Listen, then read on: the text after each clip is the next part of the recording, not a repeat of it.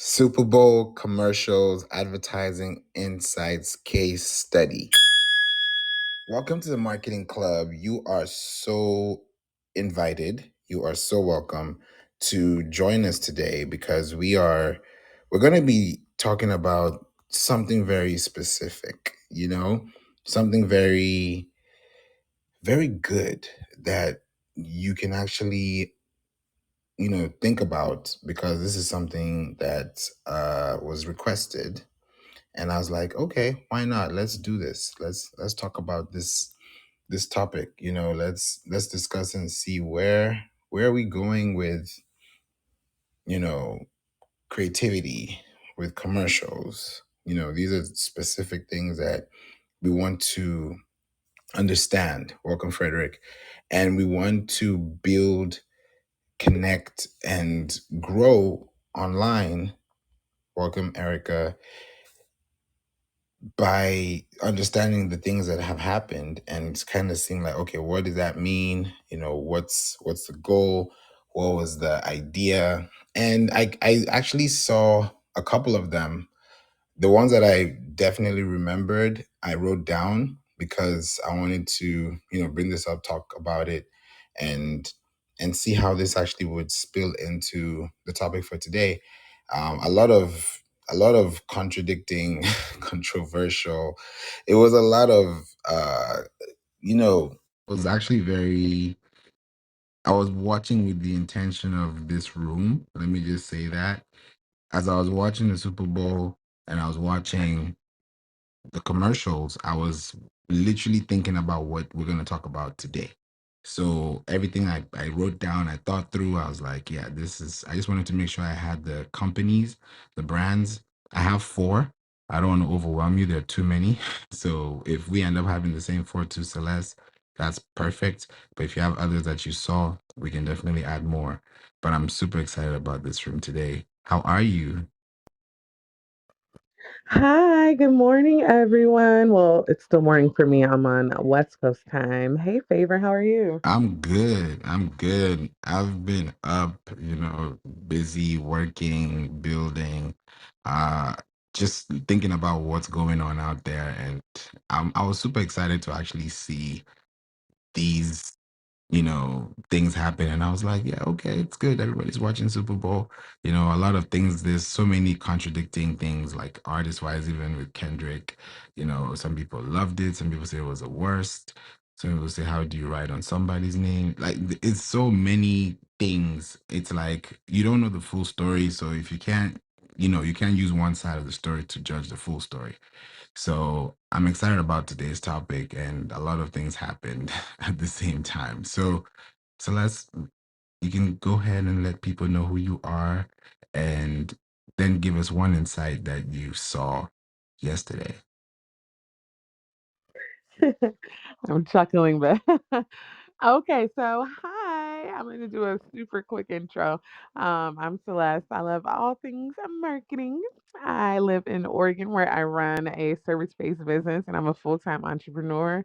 And my claim to fame is all about how I got my little ugly website to rank number one on Google, which basically helped me scale my business to what it is today. So, a Super Bowl. Okay, favor, do not be mad at me because I know that I kind of initiated this whole topic. So I ended up having to work an event until 4:30. So when I got home, it was like right before halftime. So I missed so many commercials, and then I ended up, because I couldn't miss the halftime performance. I mean, honestly, I'm a girl, and that's like most important to me, usually during Super Bowl. But I had to then go somewhere else. And when I got there, I was chasing around my 2-year-old. And I was like, oh my God. Like, I feel like I caught maybe four commercials, like in the second half. So, yeah, I don't know which ones we're going to discuss, but I was like, oh man, I'm going to make a bad co host today. Okay, okay. No worries. I think we're gonna, dive deep into it and just look into them. I'm glad that, they're out. So thank God for the internet. So you can always check them out. And I'm actually gonna write an article on this, just after today's room. So I'm putting the link in the chat. for anyone that wants to check out the links, because I love research. So there was a lot going on, a lot going on. So if you see the link in the chat, it will give you all of them. Google did an ad, which was really dope. I really love the way, Google Gemini, it was really nice. You got to check that one. It was about a dream job. Disney did theirs as well. Lay's did theirs as well. The one for Lay's actually caught my attention the most. That caught my attention the most because of the story behind it, and not just because it's a product or because it's just Lay's. People call it chips, some people call it, you know, crisps. It depends on what you're saying or where you're saying it.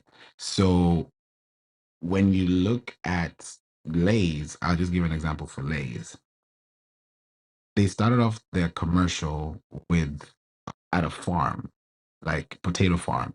And then this little girl was just picking up this potato farm. She was in the potato farm, picking up this potato and, looking at it, dusting it off, taking it to her dad. And then from there, you start hearing the story.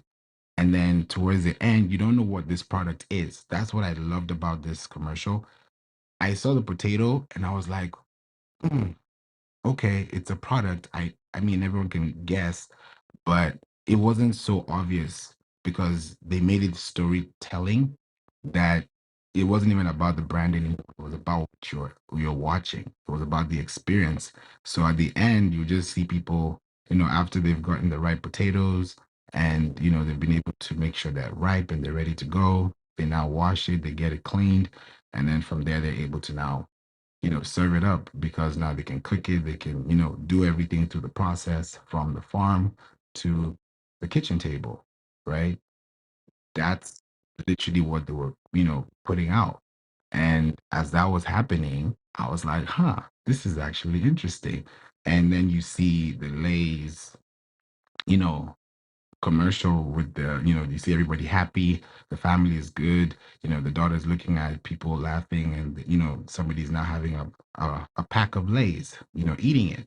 So at the end, it's like, grown organically. And Uh-oh, I think you went out. Or I'm breaking out. can you? Okay. Can you guys hear me? Oh, I think I can hear you. Sorry. Okay, let me change my network again. It's my phone actually. It's not yours. I'm Sure. sorry. Okay, if you guys can't hear me also in the chat, please let me know, if so that you don't have a bad experience. Please, if it's okay, it's clear. Okay, wanted to make sure. All right, cool. Thank you. So, the story with Lay's is so good because you get to see the brand at the end. When you see how they just showed up at the end, it looks like, oh, okay, it's it's chips.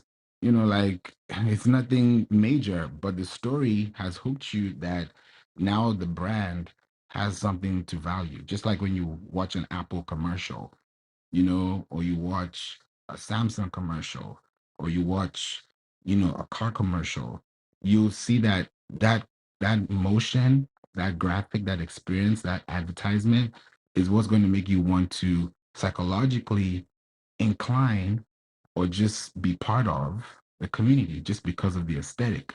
So that was huge because I saw others, I think Doritos did theirs too.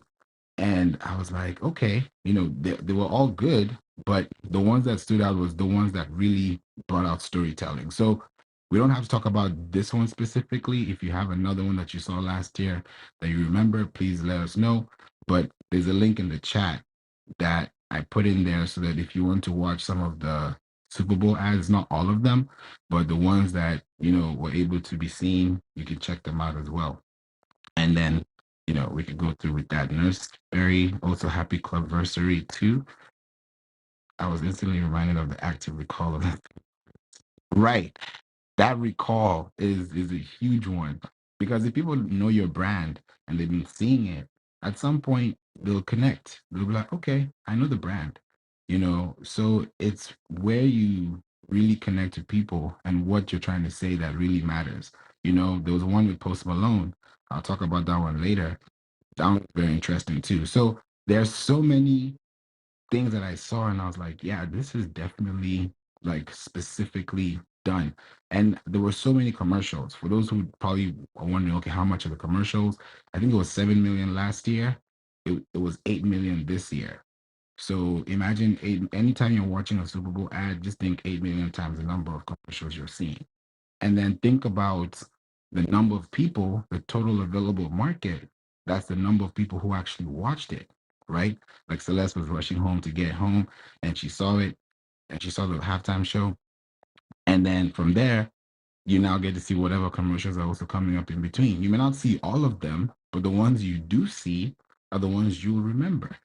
And the ones you remember are the ones you might pay attention to, right? So it's not going to capture everybody's attention, but because you have that market and it's available to you, you can actually showcase and do something really strong with it. So we'd love to hear your thoughts in the chat. Let us know what your thoughts are of the Super Bowl ads. If you saw it, just let's have a conversation. Celeste, what did you see or what do you think about anything that you've seen so far?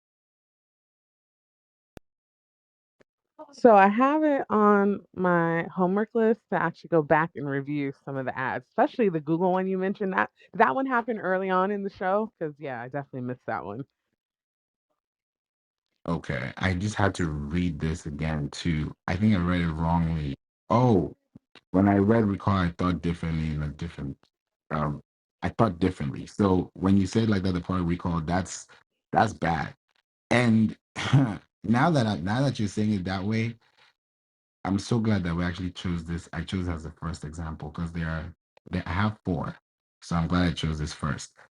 So with that in mind, for them to do that, they're focusing on possibly because this is something like a case study. We're just talking about it, just looking at what's going on because we're all learning. So just by hearing that or seeing that now, thinking about it again, that was more like a way of earning the trust of the community, the trust of the consumer again.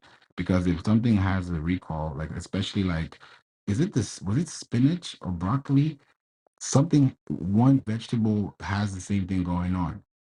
And you're seeing, oh, this is, you can't use this, you can't do this, you can't do that, and it's like, oh, so we can't eat the foods that we actually enjoy. So it's different. And that's not only, and think about it this way, right? This is a global audience. So don't just think US, because the ingredients that people use in other countries, like I'll say the UK and Canada and Australia, they have different ingredients. So same brand, franchise, yes, but it's a global brand too. So when we think about the scale, it's not just the base level, it's also what are people seeing outside? Because they showed people in Berlin, they showed people in different, even in Accra in Ghana, people are watching the Super Bowl.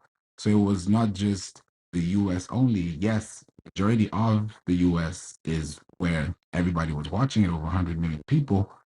But think about that 2%, 3%, 5% that still watched it, that still saw the ad, that still see the ad today, that still go back to watch the replay, that still see it on TikTok. Just think about the repurposing, because it's not just one time. Yes, you've seen it one time, but at the same time, there's still a lot of connections. There's still a lot of information you have to understand. You seeing the brand doesn't mean you're just going to pull out your credit card and purchase it or just drive to the store and buy it. It's not just going to happen instantly like that, but eventually it will. And that's where that nurturing comes in from. Because if we look at this and we apply it to our own products, our own services, right? How do we portray that? If we're advertising, there's a difference between an advertising budget and a marketing budget. Some people kind of mix the two, but they're different, right? And even with SEO, there's a budget for that because when you're marketing, there's a difference. So when you're applying concepts and trying to see, okay, what's working, what's not working, how do we build this, how do we keep this, lights on, it still depends on how your brand is seen, because that's where people are going to start connecting with you from, and that's the baseline. So when you think about the connections you're making, you're also building into the attention of the listener, the viewer. And the more they're able to view your product, see your product, connect with your product, they'll be like, oh yeah, I saw this on, now that I know that they have a recall, Now, when I look at Lay's, I look at them a little differently, right? But that doesn't mean that looking at them differently makes me think twice about their brand, because them having a commercial about that, would say a lot more thinking about where they are and, what they could be doing 5 years from now. Of course, errors are made. If it's caused a problem, of course, that's a huge hazard because that's food, science, and technology. That's a huge deal. So when you look at the health, when you look at the abundance, when you think about the lifetime value, there's so many things to consider. And then looking at how they actually place themselves on those commercials is different, because when you look at these products, especially when you watch these products,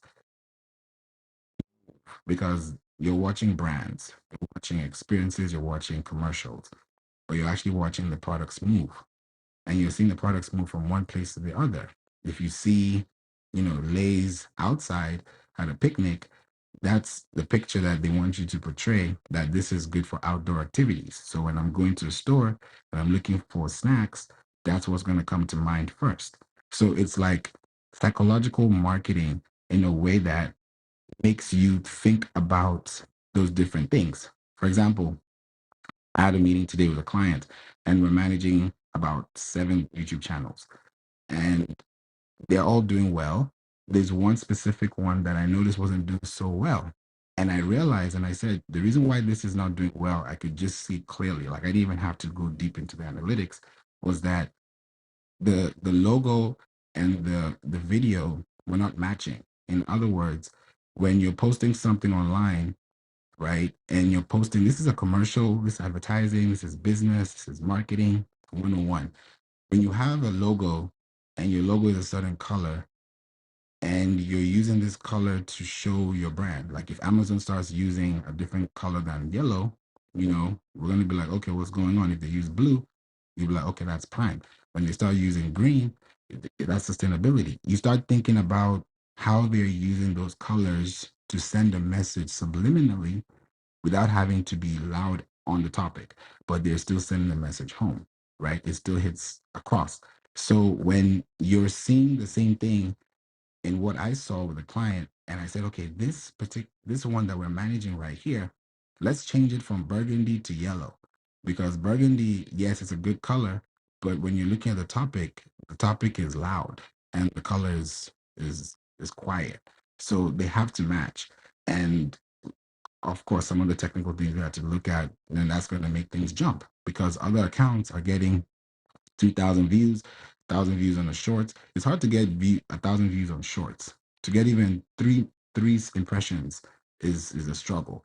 So when you start thinking about the technicalities of what you're doing, you start thinking, okay, this what works, because they've been testing. And then when they actually think about the production, because it's not just 8 million that they are paying NFL, think about the production cost of the actual commercial. Think about the people in the commercial they're paying. Think about the props. Think about the lighting. It's not just, oh, 30 seconds. That 30 seconds probably took 30 weeks of production, operation. So it's like a movie, it's like a film. So when you think about the process, most people don't think about, oh yeah, cool, commercial, keep moving. There's some commercials that are classic that you will think about a decade from now. So these things impact your business. And when you think about them as a business owner or business builder, then you start thinking, where do I apply these concepts that will help my own business? I don't have to use them all, but most of them would have to make some type of sense so that I'm able to relate, and connect too. So we'd love to talk about this today, and welcome John and Juliana. Celeste, you would like to say anything before we go? I want to make sure. Can you hear me? I think so like before you couldn't hear me. Yes. Okay, no, it's fine to make sure my connection was good. Okay, hi John. Hi Juliana. You can go to them. I will circle back. Awesome. Thank you, Celeste. Hey, John, how are you? Very well, Favor. Happy Monday, everybody. Hope you're having a great day. And I love some of the commercials. I love the conversation we're having. But unfortunately, some commercials that were on the show last night have nothing to do with me, and I'll never use their products. Other ones, the Squarespace, for example, ad. where they had the guy from Banshees of Inisherin.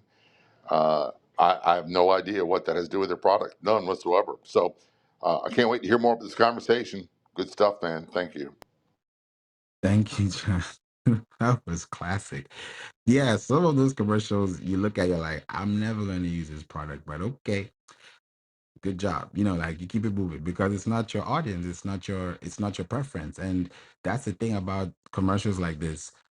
It's open to everyone. It's not everyone that's going to buy it or purchase or opt in or subscribe, but the ones who do, that 3%, that's what the companies are looking for. If they spend X amount, they want to make sure they can get 3% of this based on if they know that people that actually come here like this or that. So it's different. Like, if there's a Super Bowl in Miami and there's a Super Bowl in New Orleans, it's different because that's a different crowd, it's a different audience, it's a different space. So the brands also are thinking about that. Yes, it's televised, yes, it's on TV, yes, it's online, but it's also localized. So the people who are also there locally, if those brands are also there, then they can walk into those stores, they can walk into those malls, they could walk into those spaces, or they could just go online and connect with them. So it's like an open source file that allows someone to feel more connected to what they're looking out for. And I'm excited that we're talking about, these different topics today and just see the different types of ways that they did some commercials. I have Taco Bell, I have Bud Light, and I have Hims and Hers. Those are the three plus lays that I have for today that I wanted to talk about that I really, saw. And, would love to talk, deeper into that. Juliana, how are you? I got nothing because I didn't watch any of it. So I have no clue what you are talking about. So I'm just here to support. Thank you. Thank you, Juliana. I appreciate you. Okay. So we've tackled lays, and the next one I wanted to, really go into was Taco Bell. For the record, I've only had, this is a fun fact. I don't even call it a fun fact. It's just a fact. I've only had Taco Bell once, and that was when I was in Winter Park, Florida, in Orlando, and I only had it one time, once, and that was, And how long were you on the toilet? That's what I want to know. ah, man, I don't even want to start that. Oh man, I was like, what? Because I was like, I wanted the taco so bad. I think it was a Tuesday. Yeah, it was a Tuesday, and I was just leaving because I went to Full Sail University, so I was like, okay, let me before I go home, let me pass through Taco Bell because it was a Taco Bell like right next to the school. So I went there. My friend was like, "Yeah, let's go." I was like, "I don't want to do this. Like, let's go." I said, "Okay, let's go. It's on you." So we got there. I just ordered one thing. I said, "I'll just take it easy. Just take one thing. I'll just have this and I'll be fine tomorrow." I took it. It wasn't pleasant at all. Like maybe they've changed. Maybe I was at the wrong branch. Maybe I was at the wrong location. I don't know, but it just wasn't doing it for me, especially knowing tacos and knowing flavor and knowing just knowing how things taste. It just wasn't doing it for me. So I said, okay, cool. I mean, it works for everybody. Everyone doesn't have, I mean, different tastes, that's cool. And I love their concepts, I love their business, I love what they do. But for me as a consumer, I'm not their customer, I'm not their consumer. But I love what they did for whoever's going to be, checking out Taco Bell after watching that. What they did with their commercial was what caught my attention. The way they did it was they put a mixture of, like, they had LeBron James, and then they had, you know, just people that were always going to Taco Bell, taking photos of the drive through, having a good time at the picnic, just having a great time, period. And it was showing how even he has this Taco Tuesday, themes, I'll call it like a theme song or a theme, I'll call it like a chant that he has, right? And with that, that's what people know him for because he's done that a lot of times. But the way they did it was like they didn't like they put it in a way that yes, he's there, but they didn't care about him. They cared about more about the audience. they were like, "Oh, look at this, look at this, look at this," and then he would do something. And like, "Oh, they'll bring it back to a UGC content, like using like postcards across the screen." So that was happening so much to the point where he now got a bag of Taco Bell, and then he was trying to like have it, and then he kept on being distracted, and then he threw it down, and he's like, I'm not having this anymore." It was kind of like a way of showing that yes, we care about, celebrities, we care about all these things, but we care more about the community, the people that we serve, the people who come daily to, have a snack or, have a lunch or whatever the case may be, have a meal. So the way they did it was so different. And yes, with the postcards, like they had it like where you have like stickers. It was really done in a nice way. And I was like, this is very classic. Like the way they did it was more like, how back in the day you look at your photo albums and you look at how they have those stickers, like very retro. It was really nice. And I was like, yeah, this is definitely showing like long-term friendships, long-term connections, memories, experiences, taking photos, those kind of time lapses. And it was really cool to see that because it also showed that community value. But in the same time, I'm like, okay, I know this brand. So it's like Lay's, they're already like knocked out when you hear the first thing about the recall. Then the next thing you're seeing Taco Bell, not everyone likes it. So it's like, okay, you keep seeing these brands. You're like, okay, I love what they're doing. They're spending all this time, but it's the operations, it's the customer service, it's the little things, right? That go a long way. Because someone may have a good experience in Wisconsin, somebody else might not have a good experience in South Dakota.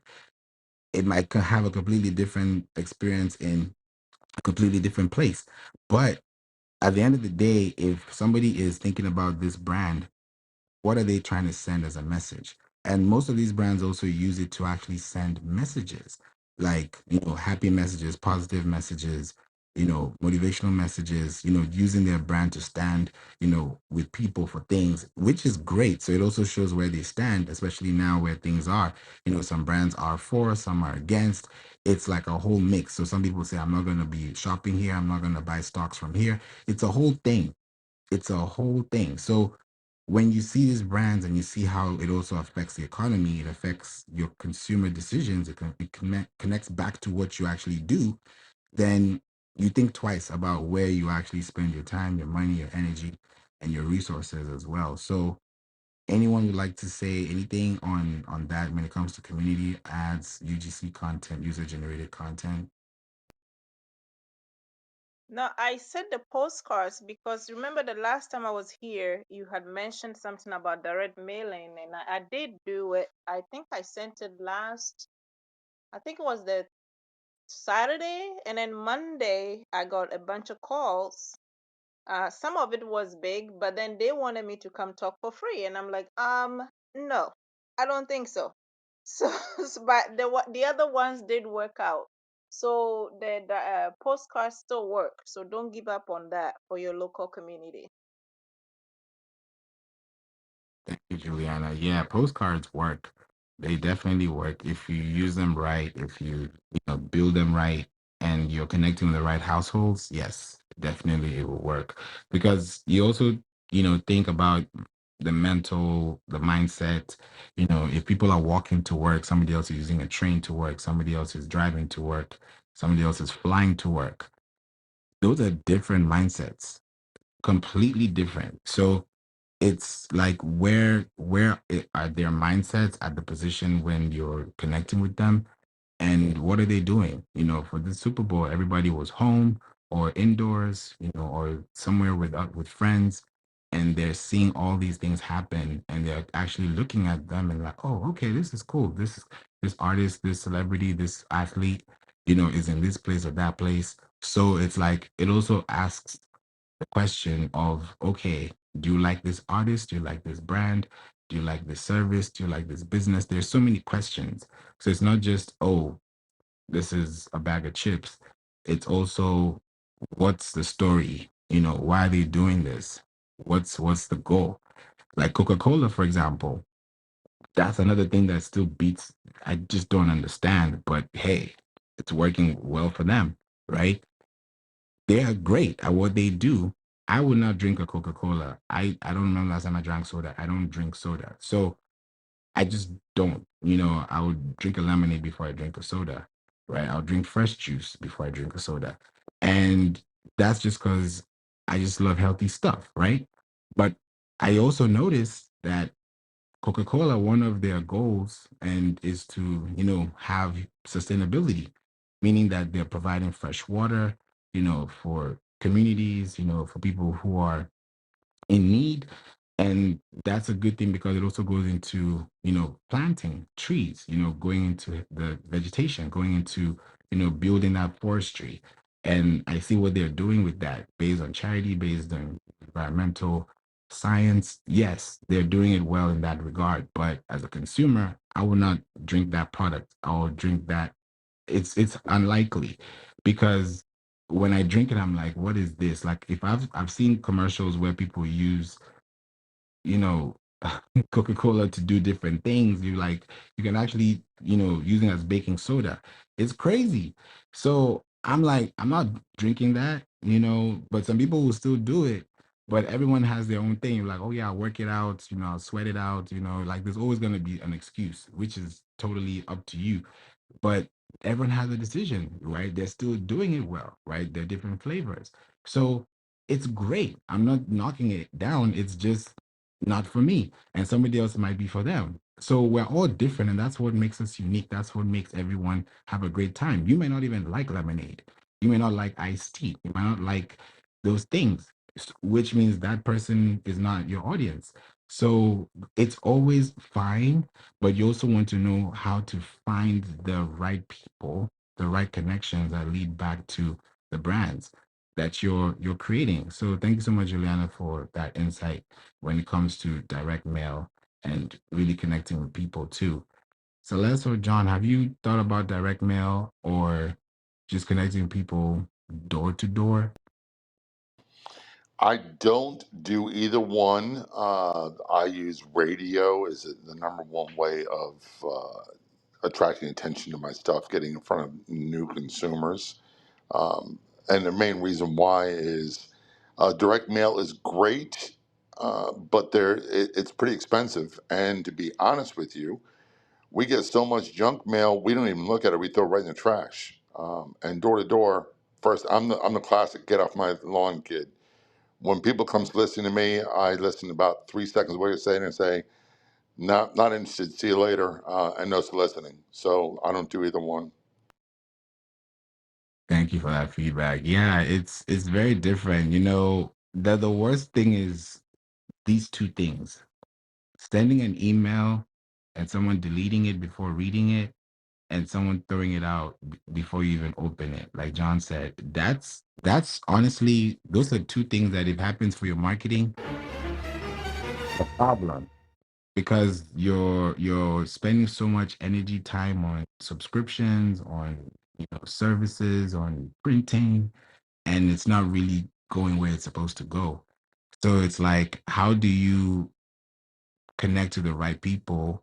Because every industry is different. Like for John's industry, it may not work, but for Juliana's, it may work. You see, exactly. So I just looked at the chat. I do postcards once a year, tax time. It works because when people see that they're paying attention to the things that they're paying for. So if they know that they need to do this, do that, then their eyes will be so focused on that. But for someone else that may say, "Hey, here's a flower," or "Here's chocolate," listen to this. They may not really pay attention because that's not an immediate need. It's not a primary concern. It's not a critical issue. It's not an urgent attention grabber. So it's not going to really keep me there for a long time, unless it's something I've been thinking about for a long time. So I love that you're able to bring that in as well. Juliana, what about you? How do postcards work for your industry? Well, I agree with John with throwing them out. I personally, I do the same. So I use the hard postcards and I use the oversized one. So, and I use bright colors. So you really can't miss it. Even I get people in the at the post office while I'm in line because I'm holding it and people will just read it up and they're like, "Oh, you do taxes." So it's so bold. I don't put too much words on it. So that's my strategy. I'm not a marketing expert. It's just whatever my mind tells me I do. But this round I did only 108, and I got, I think I'll say 10 calls. One of them was a franchise salon that just opened, and they wanted me to come talk to 17 stylists about taxes. But the wrinkle was they wanted me to come talk for free because they think I'm going to get customers out of it and they're going to help me. And I'm like, no, I've been around for 30 years.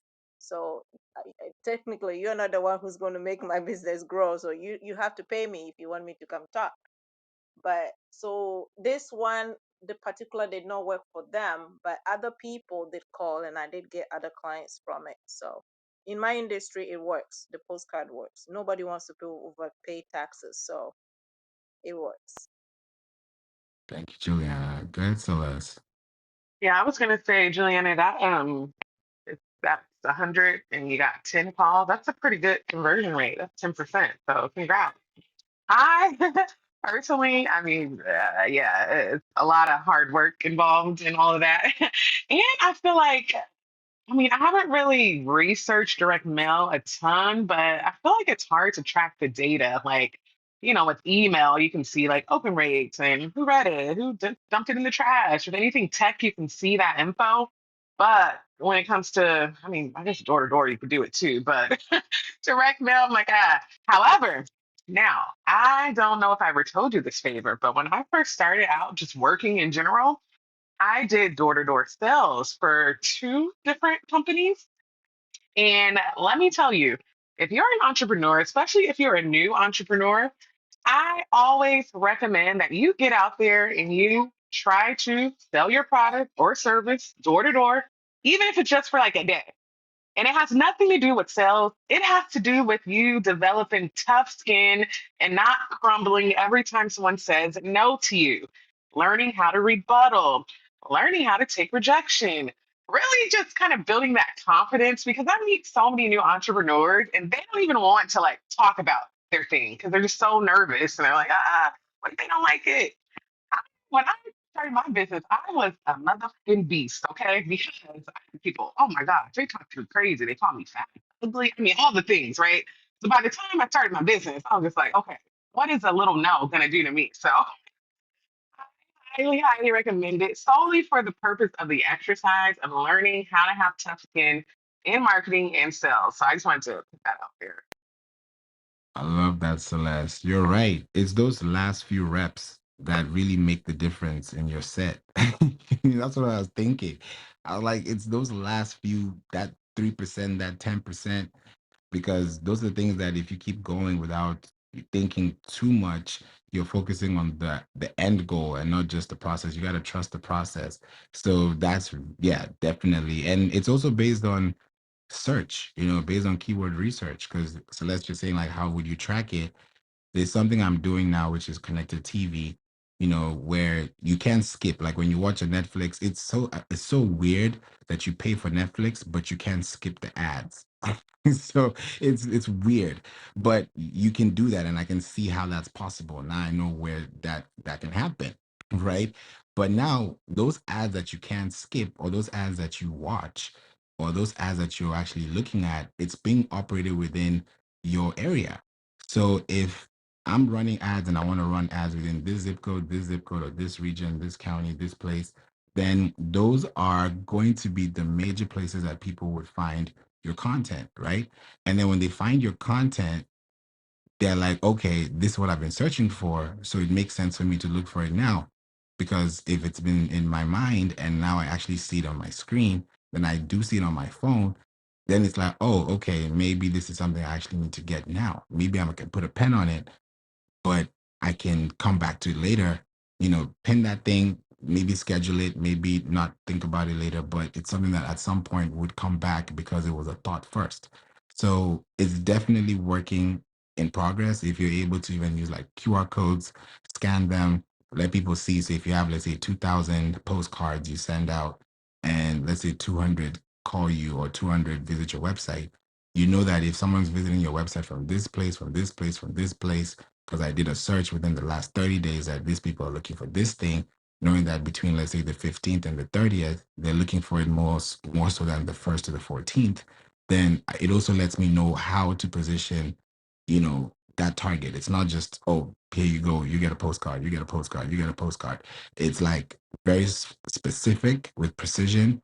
And then you're able to use that information to now know how to trigger back or give them something to retarget so they can learn more and get deeper knowledge about what you're providing or what you're showing them. So it's definitely a good mix in between that. But that was a good point you made there, Celeste. Chris is in the building. How are you? Welcome to the room. We'd love to hear. Do you have a question or contribution? Feel free. Hey, how's everybody doing this great year, 2025? Yeah, you're sharing about the Super Bowl. You know, I was reading an article in the Wall Street Journal, and they was talking about 2002 Super Bowl. They was talking about marketing, and they say all the companies that's back then, you know, it was 2.7, $2.6 million for a 30-second slot. And it says they were saying that 80% of those businesses who done that are out of business today. So even though you spend $8 million on a 30-second slot, there you have to think about it had to be very strategic because that can take the company down. We don't know the financials of any company. And people think about being on that Super Bowl ad that you're like almost guaranteed success, which is not true. So even though they spent $8 million, they won't know, you know, to a time period, was that a great investment? And then if we look back 10 years from now and look at all those who did spend in 2025 and see who's still around. But that's what that ad was sharing.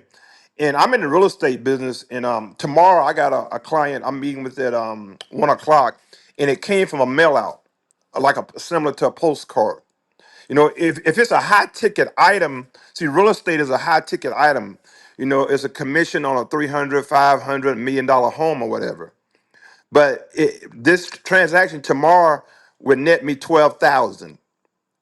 This year so far, I probably from January till today, I probably have spent maybe let me see, maybe $250 in mail outs. To just say I got that one transaction from that. Was it worth it? And I always tell people there's four legs on a chair. You need those four legs to sit down. And it's kind of like marketing. You know, it could be different channels. It could be mail outs. It could be social media.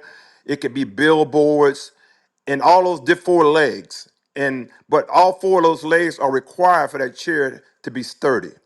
And a lot of times in marketing, we don't. Sometimes, like you say, if you don't track it, I got an 800 number too, and that I put out in front of a home. That way, I track even with the social media ad. I can put an 800 number on a house right now and put it on YouTube. Someone calls about that particular home, it rings my phone.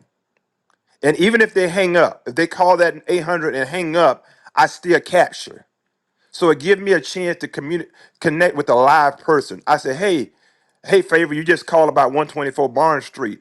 And you say, how much is that one? I say, well, that one is 400. Well, that was a little out of my range. Or what range are you shooting at? You say 300. I said, well, what I can do is set you up on my website where you're getting homes at $300,000 price point, and if it's a ranch or two-story, and then I'll stay in touch with you after you look at a few of them. But it turned into a real live lead, and I didn't have to pay no companies like Zillow. They in the strong zip code here where I live, they want $1,000 to $2,000 just for 7 leads, and those leads out of those seven, one of them might be real. So you have to be very smart with your marketing, and I just love what I do, and I love what you're sharing about all the Super Bowl stuff. But sometimes those companies who spend that money, we look at it, but the thing about it is, it a return on investment? Is it a good ROI by spending 8 million on a 30-second slot? Thank you. Can I ask a super quick question, favor? Oh, he says yes, it requires. So, Chris, thank you so much for sharing, and also congratulations on this potential big client. I love to hear it. I have a question, just because I'm a marketer and I'm nosy. What is the age demographic for this client that you were able to potentially acquire through your mail marketing? This lady is in her 70s, and she bought a property 2 years ago cash, and she wants to get out of it now and move to her she's looking at Texas. Her friend of hers lives in Texas, and she wants to come out of this property, and she bought it. And when I was sitting there with her, I was thinking like she, she moving selling this fast. She's gonna have to bring money to the table to get rid of it for its commission, and if somebody wants closing costs. And then she kept talking. She said, "Well, I paid for it cash." I said, "There's the answer right there. You have no problem selling it because you don't have any debt on it." And she's 70 something years old. So it sometime in my business, I might send it to you. You might put it to the side today, but 3 months later, you might be ready to buy or sell. And you say, "Where get that information out the drawer that he sent back in February?" Then you call me up. I had another client who just moved to Florida, maybe a month ago. The same. She came from a mail out. They had the property on the market. It didn't sell, so it was expired. And I did a mail out. She called me back, and we got the property in the contract. And then they moved. They're down in Florida. They moved from Georgia to Florida. But they were probably in there, probably 48, 49 years old. So sometimes when you do a mail out, it might not come then, but it might come 2, 3, 4, 5. You don't know 5, 6 months later if they put that information to the side, especially if it's an attractive piece of mailing. And Chick-fil-A does this when they open up a new restaurant. They give 1,000 free sandwiches. That's marketing. When they open up every new Chick-fil-A, they let the first 1,000 people, excuse me, 100, the first 100 in at no charge. Instead of spending heavy money in marketing, so if you brought your family of 5, 2 of you might get free, but the other 3 got to pay. So that's a marketing strategy of Chick-fil-A. The first 100 people on every new door that opens get a sandwich meal for free. And tell me that ain't strong marketing. That builds a line of people. Because Chick-fil-A is already a strong brand, but that builds a line of people lining up. And you don't think the first 100 are going to tell more and more and more and more and more? So everything, if that piece of mailing is so attractive, like a free sandwich or something that's very catchy, or a free $5 coffee at Starbucks, they're going to hold on to that mailing. They might not want that coffee today, but as they're going to go to Starbucks and get that $5 coffee at some point. Thank you. Yes, and I love what you stated because if you heard me talk before, I always talk about brand awareness. So many people do these marketing things and they're like, I need all these sales right away. But you're right, it's down the line when people remember you when they actually need to call you. And I asked about the age thing because I would love to know from everybody in the chat that oh, y'all can't hear me? Sorry, I got these new headphones. Can you hear me, Favor? It's a little muffled. Oh, okay. Well, I'll make it quick. I was just saying, I asked about the age because I feel like as someone who I'll be 40 next year, I feel like I don't pay attention as much to mail marketing, but older people, because, pre-technology, that was their way to receive information. If they're more like adapt to it, and we're so techie that oftentimes we overlook that. So I was just wondering about the age demographic, but I'll pass it back to you and I'll try to fix my headphones. That was a great question, Celeste, and great response, Chris. That is huge. Yeah, definitely age. It just matters because you're also dealing with demographics. Even the platforms to use to run commercials or run ads on is important. If you run ads on LinkedIn, run ads on X, run ads on Pinterest, run ads TikTok, run ads on Facebook, run ads on Instagram, you will get a different response, completely different response because the major demographic in that area would focus on something specific. And it's good to know your audience so that when you even start connecting with them, you get more experiences, you get more insights.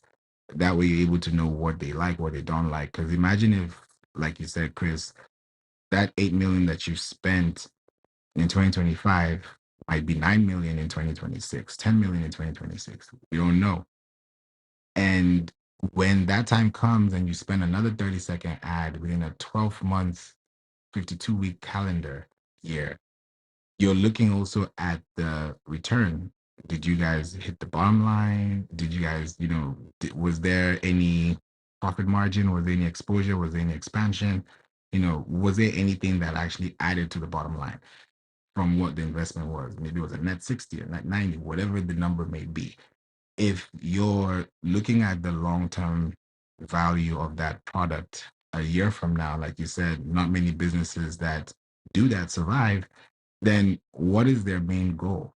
Because if somebody was to put that same 8 million for a year on another platform that they've done their R&D on, their research and development studies on, then that 8 million might turn into 80 million, a year after. But I mean, everybody knows I can't tell you what to do with your money, but it's like you can see some things that can really make more sense and start thinking about affinity marketing, search marketing, more of zip code marketing, target marketing, just being more present in somebody's awareness phase before they even consider you as the person that they're going to pick.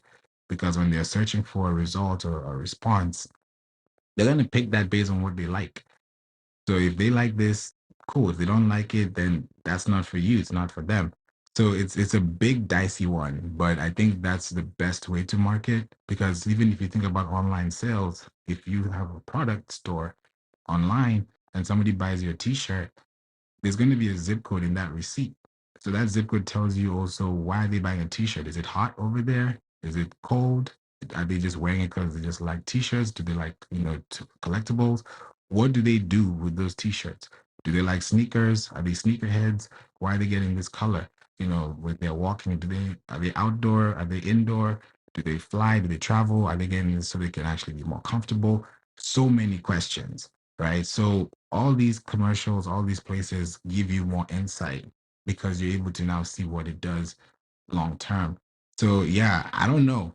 Let me ask this question, because now that we're talking about this with the commercials, and for those who haven't watched it, I just found another link that I can give you guys at the top of the room. You'll see most. I don't know if it's all of them, but you'll see majority of the ads, and if it's all of them, great. But you'll see the ones that I'm also talking about. There's the Bud Light, there's the Lay's, there's the Hims and Hers, and also the Taco Bell, the funny Taco Bell one. And then so let's put the link as well in the chat for those who didn't get to see it. But my question today is as well: would you spend 8 million on a 30-second commercial anywhere? It doesn't have to be Super Bowl. It could be World Cup. It could be Olympics. Would you do that? And if you would, why? If you wouldn't, why not? Let's go. Hey, Favor, this is Chris again. This is my personal opinion. I've been in business a long time, been doing real estate, and I see a lot of people come and go in business. I think a lot of them do it for ego. And I see people opening up business today. I can give an example. It's a guy here opening up the largest liquor store, 30,000 square foot, and as big as a grocery store. But if you ride by that building Monday through Saturday, it might be three, four cars up there. What is there that much business for that? Or was that ego to say I got the largest business, this business in the CSRA? Even a lot of marketing. People want their name out there, but you had to think about Rolls Royce has never spent any money on TV advertising because their audience is not sitting down watching 4 or 5 hours of TV. The people who buying 200 to $1 million cars, the people that's buying Gulfstreams are buying Rolls Royces. So when someone buys a Gulfstream, or if you had a line of Rolls Royces sitting out there when they landed, that's a more target. But a lot of times I think people do things for ego, and that's what takes them down. Thank you. Hmm, that's a good point. Okay. Thank you, Chris, for that. Favor John? Yeah, yes, Juliana, go ahead. from somebody who sees the numbers. He is 1,000% correct. People will run out the next minute they get a check for $10,000 in the bank account, go rent them some big, ugly car that's called Porsche just to go show off at a meeting. And it's ridiculous when you tell them, listen, sir, you just started the business, your business just started making money. You're not supposed to be doing anything like this. Keep living the way you are. The reason why the big guys, the billionaires, a lot of them, even no matter what they were making, they still lived in the same house. Warren Buffett is one of them. And I'm very, very happy to see him whenever he's happy driving his Cadillac. Everybody on here, I want to implore all of you. When your business starts making money, that's not the time to be spending all those $1,200 purses for the ladies. Live below your means.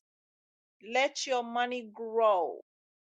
Grow children and children and children of your money. I just had this conversation with somebody last week. So please, when you start making money, don't go out there shopping because they will separate you from your money the minute you start making money. The reason why the rich keep getting richer is because they don't spend the minute they start making money. 2 cents. That's it. Thank you, Juliana. Very priceless 2 cents right there. This is good. I'm glad we're talking about this because people say like 8 million. Why would you spend 8 million on a 30-second ad? There's a reason why. Chris said ego. It's possible. Some people be like, hey, let's just flex and do it. But at the end of the day, it's like, okay, for what reason? And did it help? Did it hurt? Those are questions I would have to look at long term because 5 years from now, you probably wish you didn't run that Super Bowl ad, or you'll be thankful that you did. So it could be on either side of the curve, depending on how your business operates and what you really value as your core values and position. Thank you for that feedback too, Juliana. Caleb, welcome to the room. We'd love to hear from you. Any thoughts, questions? Feel free. Thank you so much. The what was the question? Was would I spend $1 million on a 30-second Super Yeah, Bowl ad? Is that the question?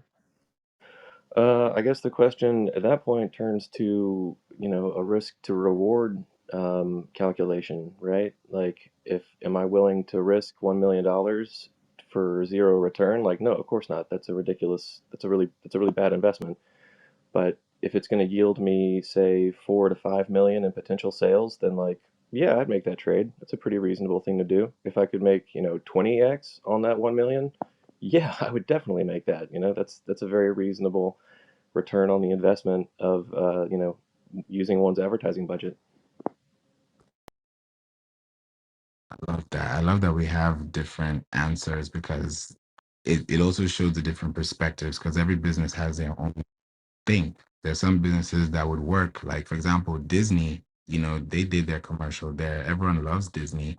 So that definitely boosts, something up for them. That could be more awareness. That could just be brand awareness for those who have never had an annual pass or a day pass. That's a moment right there. So it's like some industries, yes, it could work knowing that, yes, you fit within this category, this next code, this affinity. It makes sense. Some brand is like, why would you do that?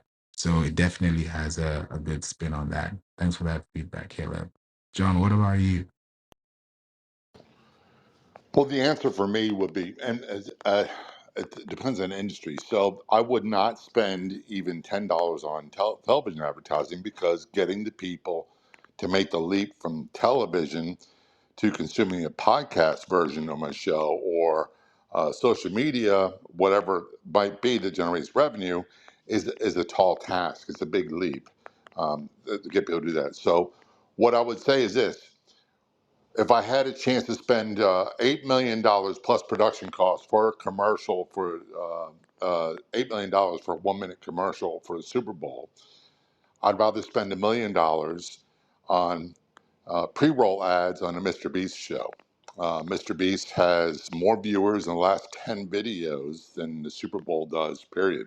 But people are, it's less of a leap because they're consuming online to go listen to my podcast. But I'd be more interested in advertising, doing paid advertising and social media, which I do a lot of, and also targeted, and also where my audience can consume my content. That's the number one driving factor for me. Thank you, John. I love that. Love that. Yeah, definitely. YouTube is that's where it is. It's definitely online because those 30 seconds will go by so fast. And if you missed out, you missed out completely. I was actually doing, yeah, I'll talk about this a little bit, but I won't say all the stats. But I had a workshop. I talked about this about on Pinterest. I had a workshop And this was last week, Tuesday. And it's because I'm in a school community, the SKOOL. I'm in a school community. So in one of the communities, I usually have a workshop there. So I talk about Pinterest in deep, in deep terms. Like I'll share my screen and I'll show people some things. And last week when I had the session, because I have it every 2 weeks, I talked about the first thing I talked about was right now, when you start looking at commercials, especially when you're running ads, you want to know where your ads are running and how your ads are running. Because if your ads are running in the wrong place and people are ignoring your ads, that's a problem, right? Because if they're ignoring it and you're spending money on it, you might as well, I don't know, fill in the blank. But it's better when yeah, when you spend money in a place knowing that in the last 7 days, in the last 24 hours, someone searched for this, and I'm right there at your doorstep. I'm right there saying, hey, this is what you're looking for right here. And you're not ignoring it because it's something that you actually need. If you have an emergency, you're not going to just ignore it. You're going to attend to it. It's going to be a critical solution that you're trying to get within a period of time, within a short time possible too. So when I started looking at the social networks, I told them there's a list of them. But right now, if you run an ad on Reddit, for example, you're wasting about 60% of your budget because 60% of the people ignore ads on Reddit. I was actually surprised. I mean, it makes sense because on Reddit, people are going there for forums, they're going there for community posts, they're going there for threads, they're going there for, you don't even use your real name. You use a tag name, right? You use a pseudonym. So you don't even have your actual name there unless you want to do that. But majority don't. So for you to even run an ad there, it's going to be hard for you to really scale. I mean, you can. It works for some people. That 40%, definitely that's a big amount. But for you to get to that 40%, you'd be doing more, you'd be churning out more than you'd be getting. So it's kind of like a waste in the process. So Reddit was first, Facebook was second, which was debatable because Facebook is 57%. That means that remainder, it's up to you based on your audience. If your audience is perfectly placed, if you have the right page, if you have the right group, if you're in the right place, definitely Facebook can work for you. I'm not saying that these platforms don't work, but when people start ignoring your ads, especially if you run them in the wrong place, especially it's a wrong platform and it's the wrong people, then of course you're gonna get a boo. You won't get a yay because there's more people that are not interested than people who are interested in what you're actually providing. And then YouTube was third, which makes sense too, because some people who don't do it properly, they don't go to their settings and say, okay, I just want to have non-skippable ads through my channel. Some people just have skippable ads and they kind of waste money in the process because you have to complete the ad through to actually get that click. So it just makes more sense when you're now thinking about the long-term gain of it. And the least, I won't give you the whole list, but the least out of that list was Pinterest, which made sense. And that's why I was talking about it in the workshop. Pinterest is about 18%. Like you wouldn't even know when you're scrolling on Pinterest, you wouldn't even know what you click on is an ad. You wouldn't even be able to tell the difference between an ad and an actual pin. They've made it so organic that if you click on it, you might have just clicked on an ad, which makes sense because when you pin something, when you click something, you're not ignoring it because that's where you want to pay focus and attention to. You want to say, okay, I'm looking for this idea, I'm looking for this commercial, I'm looking for that. That's where you're able to build it from. So Pinterest does work and you're able to have that connection. But at the same time, just think about where your connections are and where you're going to be running these ads from. So when you now come back to Super Bowl, which is the topic today, when you now look at your commercials, your production costs, right? The script, whatever you're trying to convey, the message, right? Just think about what you're putting in there and what are people receiving. Is that message clear? Is it evident? Is it resourceful? Does it have, some heart into it? Does it have spice? Whatever it is that you're trying to put out there, what does it relay? And does it convey the right information that people are looking for? If it does, great. If it doesn't, and you have to go back to the drawing board and then see how that works best for you. But seeing the commercials from what I've been seeing, they're all different. They all have their own thing. And I feel like because it's also entertaining and also educational, then really when you start looking at what they're actually trying to convey, these ads might either make or break you. So it's different. Like the one for Bud Light, I think Post Malone did not say a single word. I don't remember him saying anything. And I think that's, yeah, if you go on this link, you'll see it there. And he was there, but there was a lot of activity going on. And, people were able to see that it was really cool, to see how they were connecting. It was outside the house, like it was chilling like pretty much like in the summertime. So they've done that knowing that when summertime comes, you're gonna look for a cooler.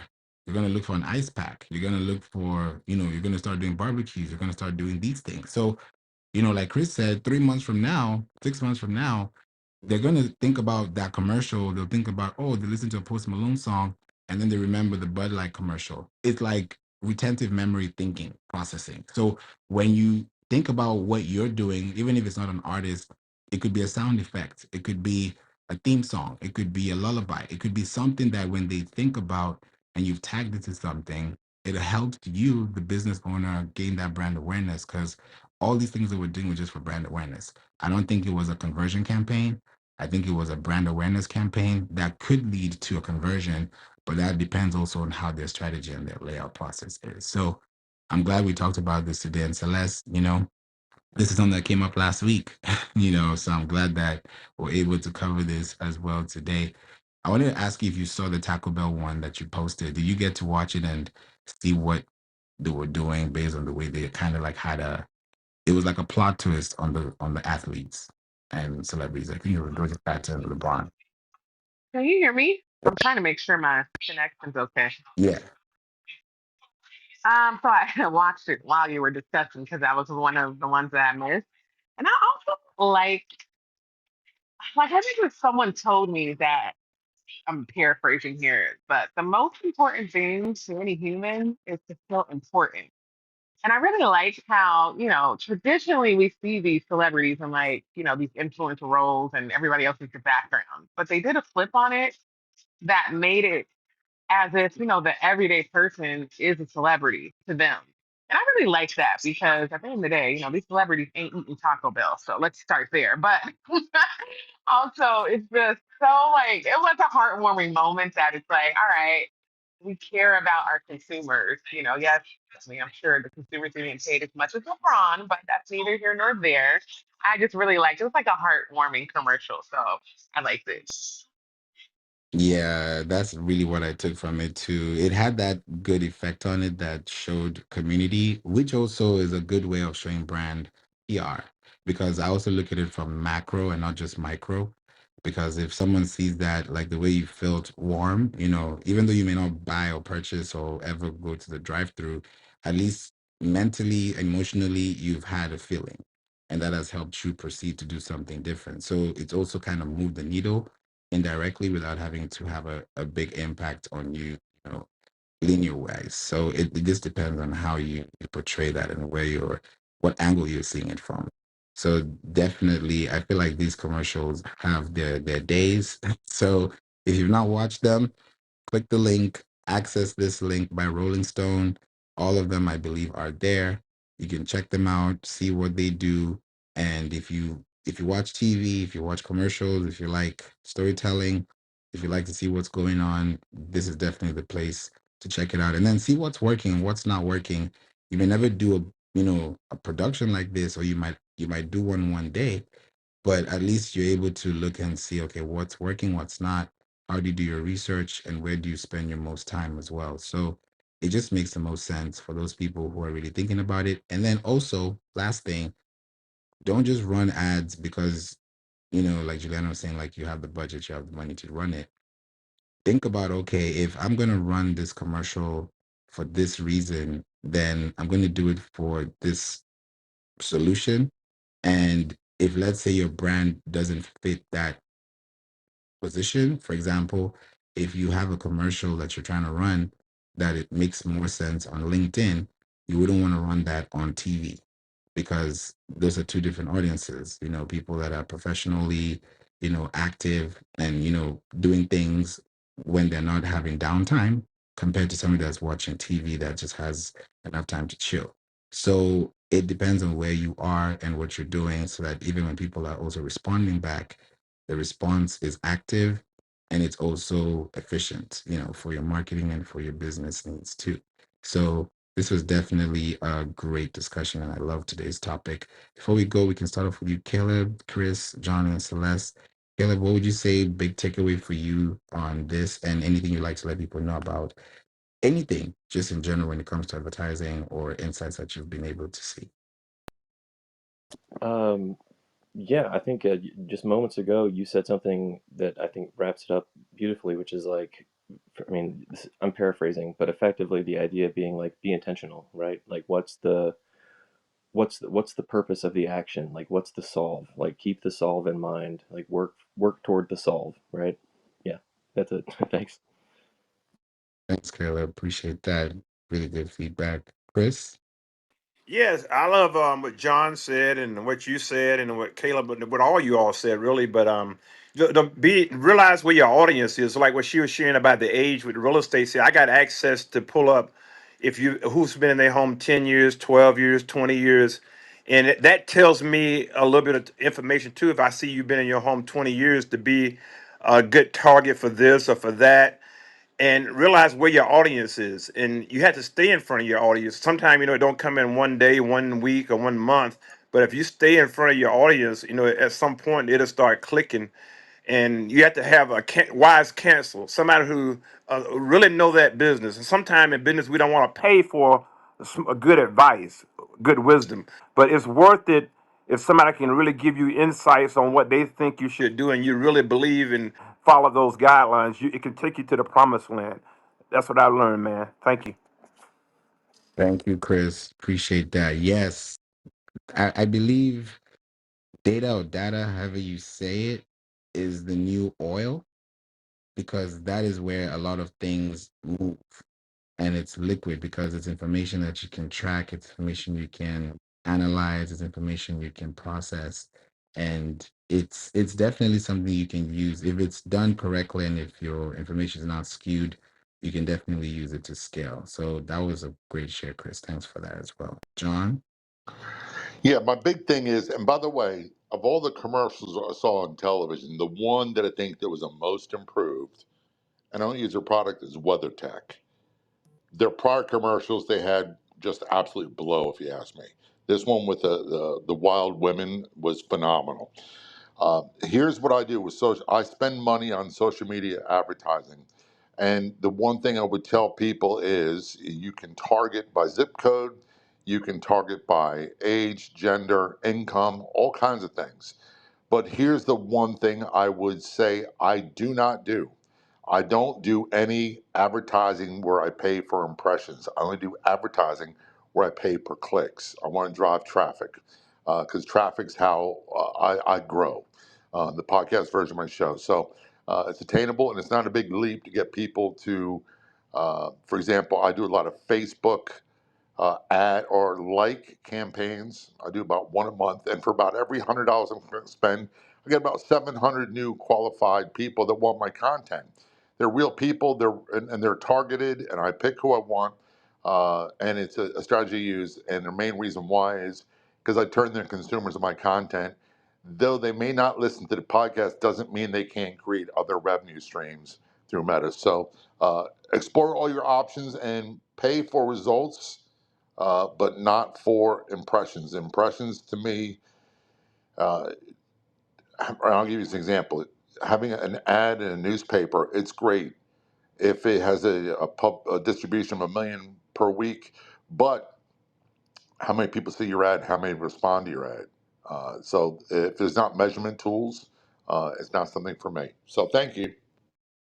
Thank you, John. That is true. The Super Bowl ads, I feel like, are impression ads because there's no action taken unless somebody actually goes out of their way to get that product. But initially, no, I, it's just for awareness. I got a couple friends, and this is something that Favor and I talk about a lot. In the behavioral health industry in South Florida, Google AdWords, they're spending, the big rehabs are spending $5,000 a day to get people to click on AdWords. Just because they click doesn't mean they're consumers, doesn't mean they're in network, doesn't mean they're even going to looking for your content. So they have a cost per acquisition of new clients of anywhere from 180 to $300 per person. So that's what they look at. They look at the numbers. How much does it cost?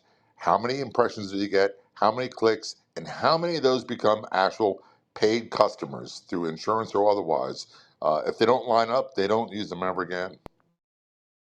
That is true. That is so true. It's just in those numbers and those fields. If you can get those right information pieces and you know what your business is doing, great. You know, it'll work best for you. And it's just a matter of time that things will just fall into the right places because you're intentional. So that's really good. Thank you, John, for that. Celeste, I said a lot about ads and the marketing. I do want to end with the halftime performance. It was epic. It was for the culture. And if you didn't like it, probably wasn't for you. Okay. King Kendrick forever. Signing out. yo, that's crazy. Yeah, definitely. That's a whole nother room on its own. I've seen it's wild, and I think he's in Australia. Drake is in Australia right now. I think he's on a tour, I believe. But it's so different. Some people say, "Oh, he won a Grammy because he did somebody," and these people have been literally having a rap battle for a decade plus. If you've been listening to music for a while, some people didn't know him till this song came out. So not everyone knows, the artist, but some people just kind of like see face value. But for those who know, it definitely, hit a few nerves. It was definitely something that was definitely memorable. I watched it, I was like, yeah, this is an art. And he said it very well. It's storytelling. That's the biggest thing. When you storytell, everything else just works around that because you're able to say a lot without saying much, and that's where people can get to really decipher what you're trying to imply, and then that way they can connect with you. So don't just give face value, but just do that, but also add value to what you're giving, and then people can see that too. So yeah, this was definitely great. I'm glad we talked about the Super Bowl commercials and advertising insights case study. If you want to check out those Super Bowl commercials and you didn't get a chance to, click the link in the chat. All the commercials are there. Check out, see the ones that did well, the ones that didn't, the ones you liked, the ones you didn't. And if you want to get on a call with me, and connect with me for 20 minutes. Let's do that on a marketing discovery call. Just hit the link above, and that will take you to a calendar so we can book a time and talk and get you sorted out for 2025, whether it's building a website, redevelopment, renovation, podcast, Pinterest, SEO, whatever it is. We'll definitely make sure that we can, handle this for you. And then Zizi, you're always popping in at the last minute. Zizi, it's like Zizi has a timer on me now.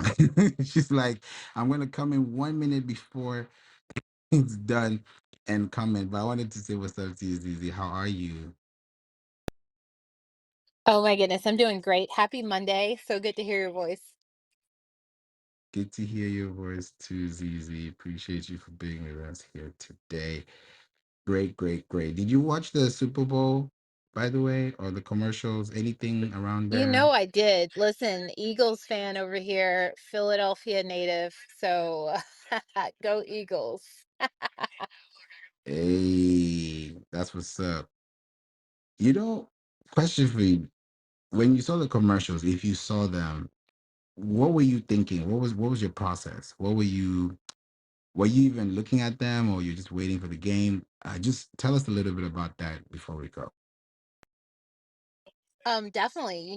Me being in marketing and recruiting, I'm always looking at things. Things catch my eye, and I just can't help it because, this is what we have our meetings on, the brand awareness, being able to reach the avatar, being able to actually get the message across or grab someone's attention so that they can remember the message and send it to other people like, hey, did you see this? Getting the people talking.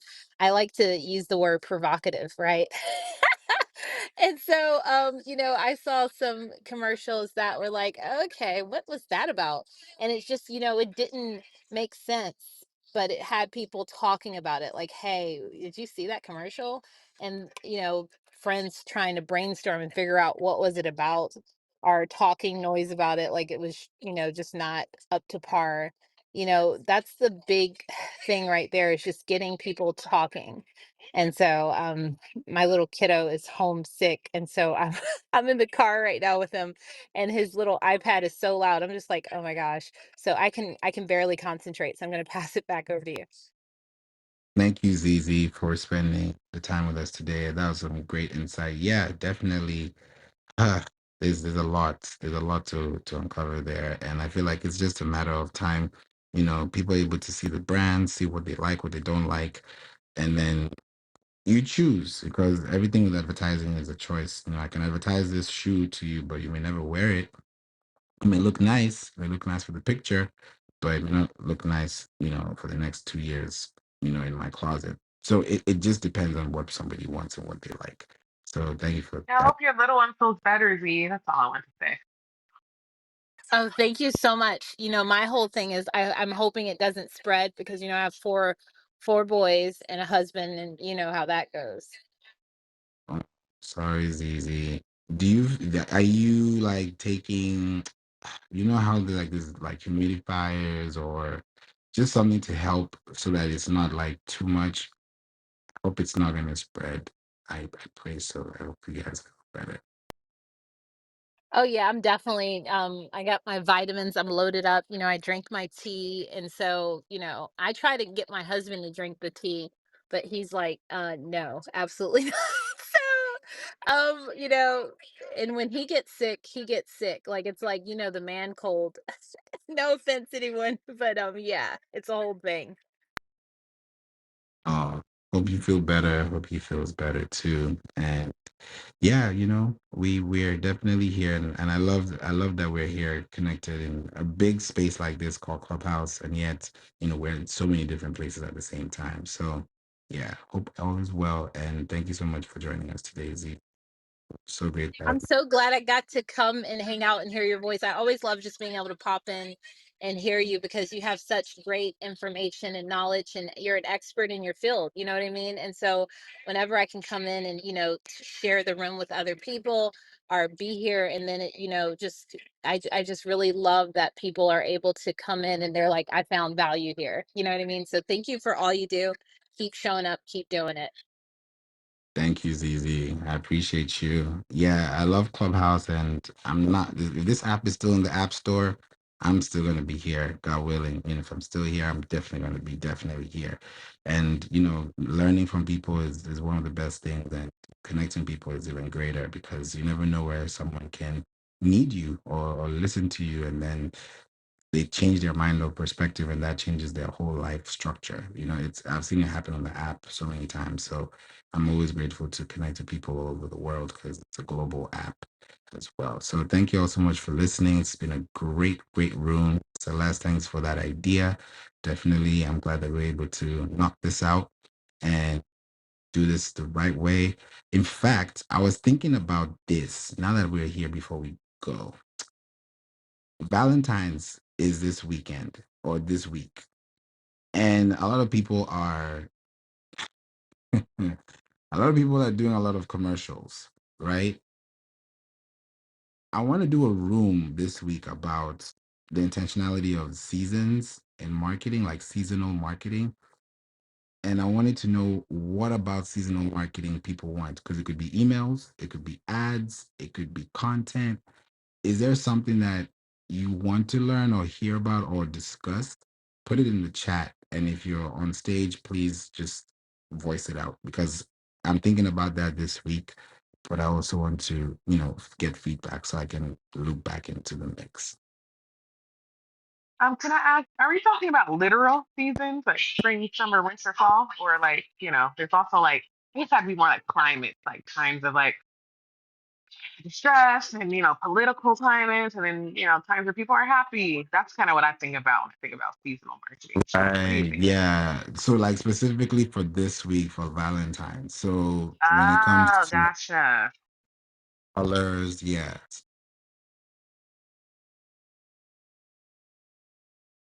Okay. So I'll come up with something and we'll definitely have something here for sure. Uh it's gonna be a good one. So I just wanted to give you guys a chance to let me know in the chat if there was anything specifically. But yeah, there are a lot of ways to really think about commercials and advertising. And the more you're able to advertise is better for you. Like think about this. Imagine if you're advertising, let's put it this way. If you had a if you had a financial chart or spreadsheet or P&L statement, profit and loss statement, or just have an expense sheet, whatever it is that you want to call it based on what you're looking at, right?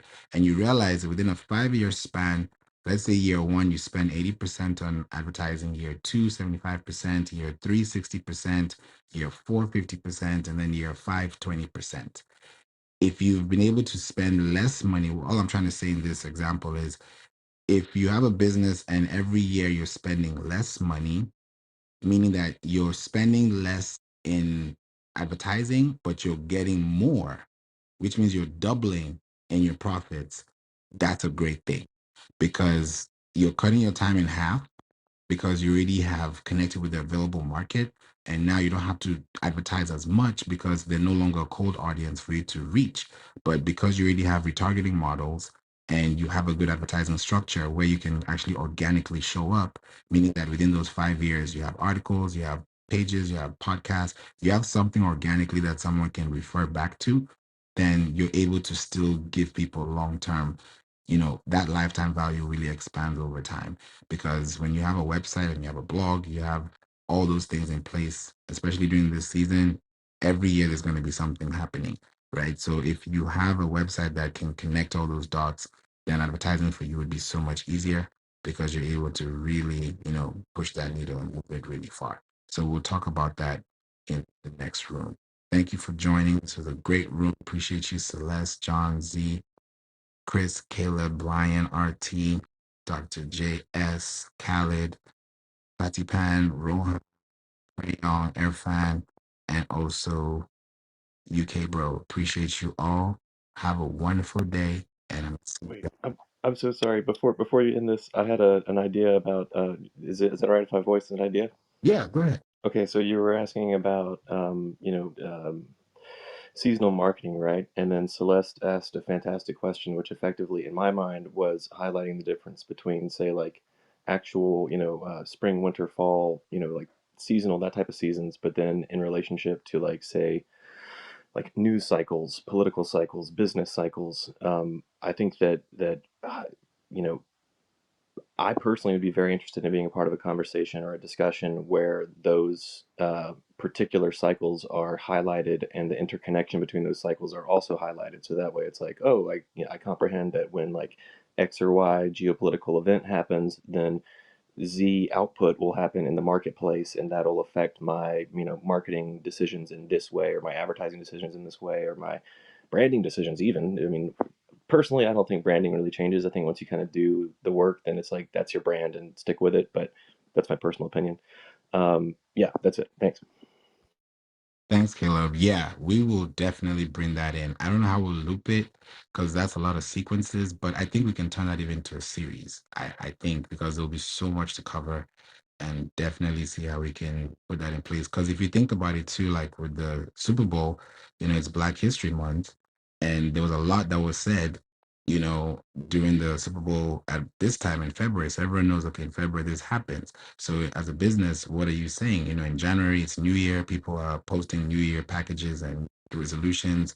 In March, something's going to happen next. Then there's Easter. So it's like there's always going to be something happening. Yeah, definitely. There's so much to uncover, and we'll definitely bring that here and give you more insights on that because these are discussions that we need, and the more we have them, the better we process and the better we're able to do things, in a much better way. So thank you for that feedback, Caleb.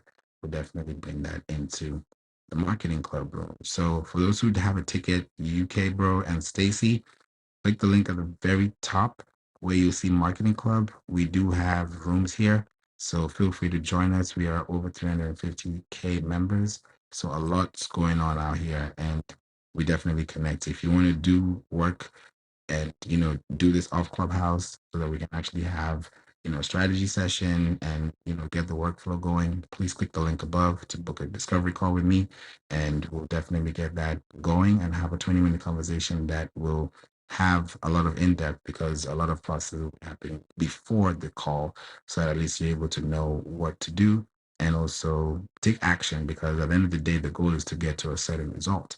You may have an idea, you may have a vision, and it just takes the right person to pair or connect that will actually get that vision clarified and cleared out for you. So you never know. One conversation could lead you to something that is meaningful. You may just use that information to learn something new, which could change the trajectory of everything that you're doing. So that's why it's always good to have connection and connect with people like this. So appreciate you all. I'll definitely be here again this week. I'm trying to see what day this week, but I will schedule it ahead of time. And if you follow me here and turn on the notification bell, we'll definitely get the notification and then you'll see me here in the room. But until then, thanks for listening. Have a blessed day. See you guys soon.